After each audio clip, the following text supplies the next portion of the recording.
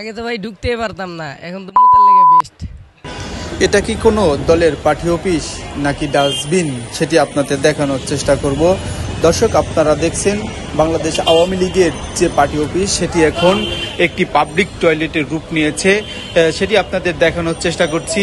এখানে আসলে যে পার্টি অফিসটি আছে, এই পার্টি অফিসটির ভিতরে অসংখ্য মানুষ তাদের দৈনন্দিন দিনের যে কাজ, সেই কাজটি এখানে সারেন।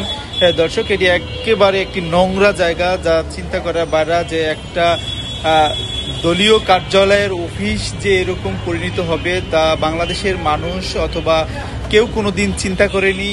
এটি আসলে আওয়ামী লীগের একটি কার্যালয়, কেন্দ্রীয় কার্যালয়। দর্শক, আপনারা দেখছেন যে এটির ভিতরে আসলে ধ্বংস স্তূপ ছাড়া কিছুই নেই এখানে অবশিষ্ট। তবে যে অবস্থায় আছে সেখানে আসলে এই গুলিস্তান এলাকার যে সাধারণ লোক এবং বখাটে লোকজন আছে, তারা এটার ভিতরে প্রবেশ করেন।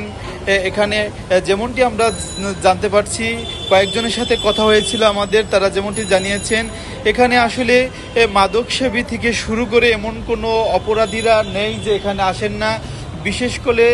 বিশেষ করে রাত্রের সময়কালে এখানে মাদকসেবীরা আসেন। এবং আরও একটি চাঞ্চল্যকর তথ্য আছে, সেটি হচ্ছে এই আওয়ামী লীগের যে কার্যালয়টি আছে, এই কার্যালয়টির ভিতরে আসলে সন্ধ্যা নামলেই এখানে দেহ ব্যবসার মতন অপরাধ এখানে সংঘটিত হয়।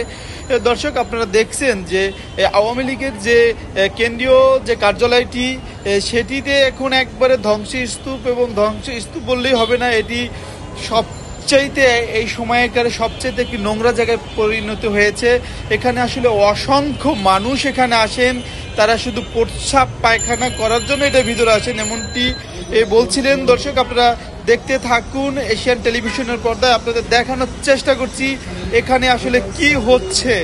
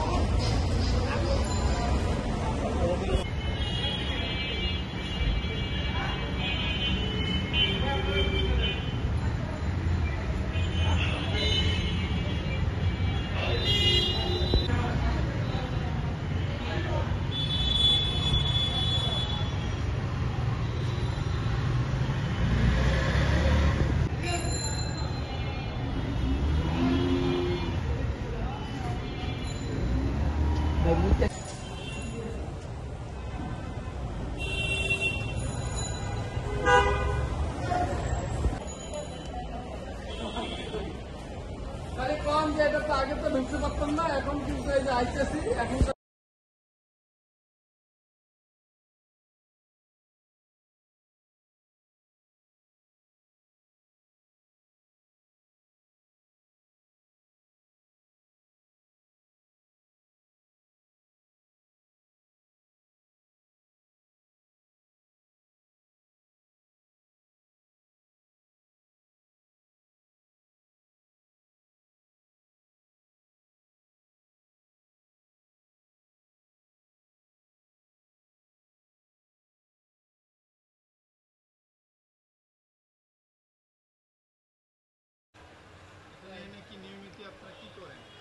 নিয়মিত আমার পেশাব দলে পেশাব করি ভাই।